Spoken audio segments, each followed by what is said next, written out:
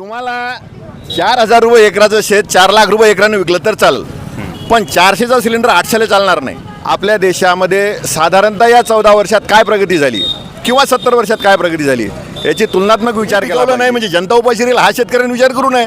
परवडत नाही आपण पेरायचं नाही. शेतकऱ्यांना शेती जर नाही काढली तर पंतप्रधान काय गोटे खातील का? हे सरकार व्यापाराचं सरकार आहे, करोडपतीचा सरकारचे भाव खताचे भाव 2000 पर्यंत गेले. 800चा खत भेटत होता 2000वर गेला. त्यावेळेची 20 वर्षाची गोष्ट. तेच भाव सोयाबीनचे खताचे भाव दरसाल वाढत चालले. शेतकऱ्याचा कर्ज माफ करत नाही ना, कारखानदाराचे कोटीनं माफ करते. सर नमस्कार. नमस्कार. बोला, यंदा कोणाच्या बाजूने आपण उभे राहणार? ही लोकसभेचं इलेक्शन आहे आणि या इलेक्शनच्या संदर्भात जर बोलायचं झालं तर जिल्हा परिषद, ग्रामपंचायत किंवा तुमची विधानसभा जरी असली तरी त्या ठिकाणी व्यक्तिशः किंवा अशा पद्धतीने विचार केला तर चालेल. परंतु लोकसभा हा जागतिक लेवलवरचा विषय असल्याकारणाने या ठिकाणी देशहित विचारात घेऊन त्या ठिकाणी सर्वसामान्य जनतेने मतदान करायला पाहिजे. आपल्या देशामध्ये साधारणतः या 14 वर्षात काय प्रगती झाली किंवा 70 वर्षात काय प्रगती झाली याची तुलनात्मक विचार केला पाहिजे. शेतकरी तर म्हणते काय प्रगती झाली नाही, या शेतीने आले नाही म्हणून. 100% बरोबर आहे. शेतकऱ्याचा विचार हा वैयक्तिक झाला आणि मी जे बोलतोय ते जागतिक बोलतोय. विचार करत असताना आम्हाला विहीर पाहिजे, आम्हाला म्हणजे शेततळं पाहिजे, आम्हाला तुमचं घरकुल पाहिजे, ह्या गोष्टी वैयक्तिक झाल्या. पण जागतिक लेवलवर तुमची म्हणजे सीमा सुरक्षा काय आहे, आतंकवाद काय आहे, तुमच्या इथं दंगे होत आहेत का? आपण या 70 वर्षा आपलं साधारणतः 14 वर्षा अगोदर आपण पाहत होतो गल्ली बोळातनी कुठेतरी दंगा होत होता. या 14 वर्षात कुठे दंगे झाले का? तुम्हाला आजच्या तारखेतनी 24 तास लाईन मिळते आहे. ज्या काळात तुम्हाला म्हणजे 70 वर्ष ज्या सरकारनं राज्य केलं त्याच्या काळामध्ये तुम्हाला लाईन किती मिळत होती?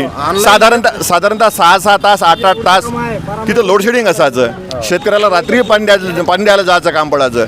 आज ती परिस्थिती राहिलेली नाही. आज पण तशीच परिस्थिती आहे म्हणते शेतकरी. गरीब होत चालले म्हणते आणि अमीर होत चालले. आपला पाहण्याचा दृष्टिकोन आहे आणि सगळ्यात महत्त्वाचा मुद्दा, गरीब कोणी कोणाला करत नाही, श्रीमंत कोणी कोणाला करत नाही. तूच तुझ्या जीवनाचा शिल्पकार किंवा अतदीप भव. तुझ्या जीवनाचा प्रकाश तुलाच व्हावा लागेल. तुझं कर्तव्य, तुझी मेहनत हे तुलाच करावं लागेल, तुझं डोकं चालवावं लागेल. पण सरकार यामध्ये काही देणार नाही. महंगाई वाढली तर काय करणार?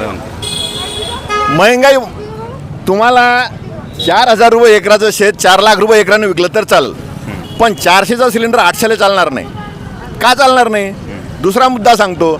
डाळ विकू द्या तुम्ही, 150 रुपये किलो विकू द्या, लगेच लगेच ओरडतील लोक की डाळ महाग झाली, काय खायला पाहिजे. आणि तुम्हाला 11,000 रुपये क्विंटल तूर चालते. नेमकं तुलनात्मक काय बोलता तुम्ही? हे जनतेनं विचार करून आपलं वक्तव्य केलं पाहिजे. शेतकरी म्हणते की कापसाचे भाव कमी आहेत आणि शेतीचे खर्च जास्त वाढलाय, खते बियाणेवर भाव वाढलाय, मग शेतकऱ्यांचे पिकांचे का भाव नाही? नेमकं शेतकरी म्हणजे हा प्रोडक्शन करणारा व्यक्ती आहे आणि त्याचा तो कारखाना आहे. त्यांना ठरवायचं आहे की आपला कारखाना नफ्यात कसा राहील आणि घाट्यात कसा राहील. त्याचं ते कौशल्य आहे.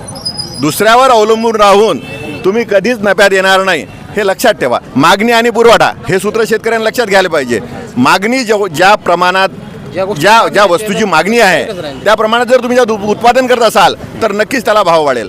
शेतकऱ्याची एकच अडचण आहे, सोपं पीक सोयाबीन आहे, मी सोयाबीनच पिकवणार आणि माझं सोयाबीन याच भावानं घेतलं पाहिजे, हे शेतकऱ्यांची अडचण आहे. ॲक्च्युली मी शेतकरी आहे. मी सर यवतमाळ वाशिममध्ये सोयाबीन आणि कापसाशिवाय पर्याय नाहीत माणसाजवळ. नाही, पर्याय नाही हा आपला समज आहे.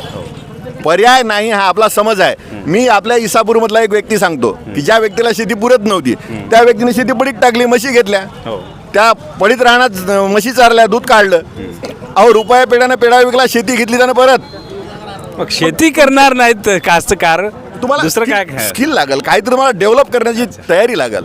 तुमचं साचेबद्ध शेजाऱ्यानं पेरलं ते मी पेरणार, तेच पिकवणार आणि तेच साड्या भावात विकल्या गेलंच पाहिजे, ही हुकुमशाही शेतकऱ्याची पद्धत आहे. मी शेतकरीच आहे. मला शेती परवडत नाही, मी शेती पेरत नाही, स्पष्ट सांगतो.